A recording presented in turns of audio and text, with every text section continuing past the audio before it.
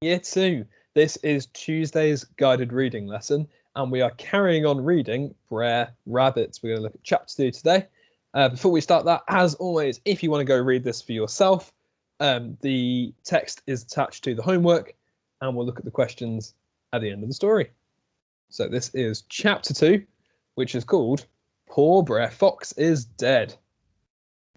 Brer Fox was so angry with Brer Rabbit that he hardly knew which way to turn.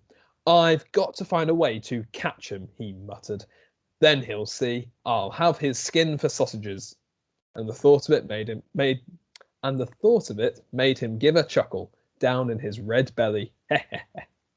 Then who should he see coming past his house but his friend Brer Wolf. "How are you, Brer Wolf?" he called through the window. "I'm fine," said Brer Wolf, smiling with his big teeth. Brer Wolf stopped to chat, and Brer Fox told him all about Brer Rabbit's trick with the wasp's nest. Remember in chapter 1, he tricked him with a wasp's nest.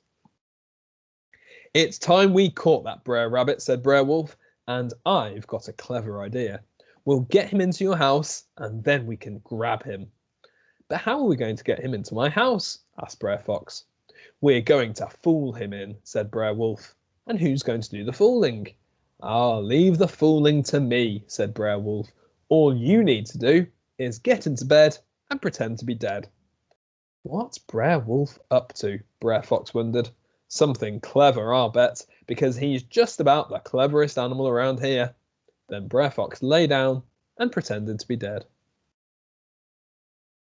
Meanwhile, Brer Wolf was already knocking on Brer Rabbit's door. Blam, blam, blam.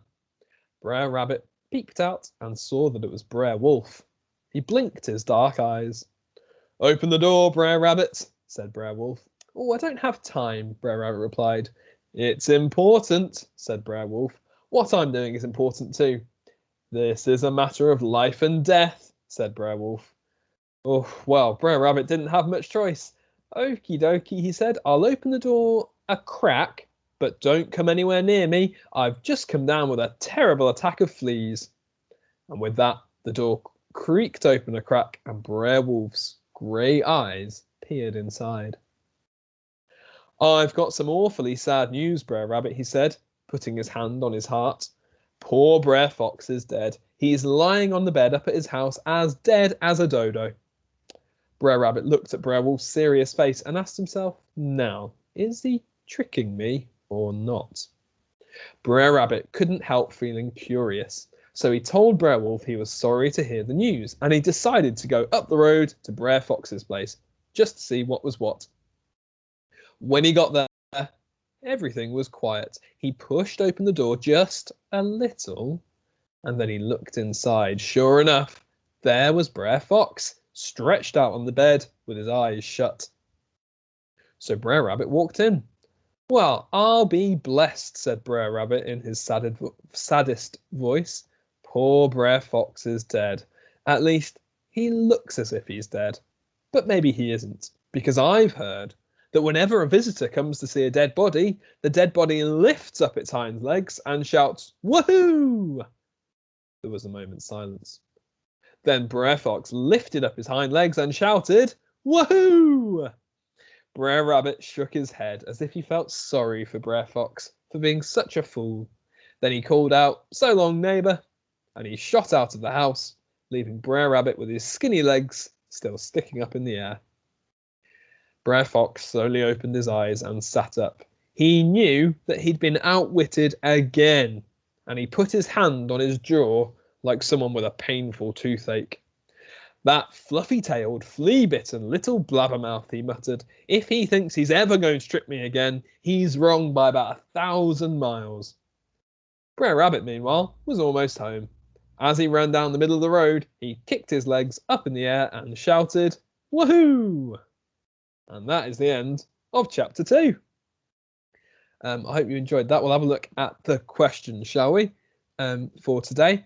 So, first one, going back to the start of the chapter, why did Brer Fox ask Brer Wolf for help? Why did he choose him out of all the animals? Then you need to have a look at page 26 to do some retrieval. What noise does Brer Rabbit's door make? So have a careful read, see if you can find some onomatopoeia noises. Number 3, you've got 2 parts. How do you feel Brer Rabbit felt when Brer Wolf knocked on his door? And then why do you think he felt like that? So up here you need to say how did he feel? And then why did he feel like that? For number 4, you've got some summarizing to do. So you've got, 6 boxes. So you need to put numbers 1 to 6 to say what happened in what order. For number 5, some inference. How does Brer Fox feel at the end of the story? Number 6, find and copy a sentence that shows how Brer Rabbit is feeling. So that's, again, at the end of the story here. So you've told me how does Brer Fox feel? Now you're saying how Brer Rabbit is feeling, but you've got to prove it by finding and copying a sentence. Number 7, what do you think Brer Fox will do next? He's tried 2 things now to try and catch Brer Rabbit. It hasn't worked. What do you think he'll do next? And for that extra challenge, can you think of any other stories that have a wolf in them? Maybe a big bad wolf. So can you make a list of stories that also have a wolf in them for the extra challenge?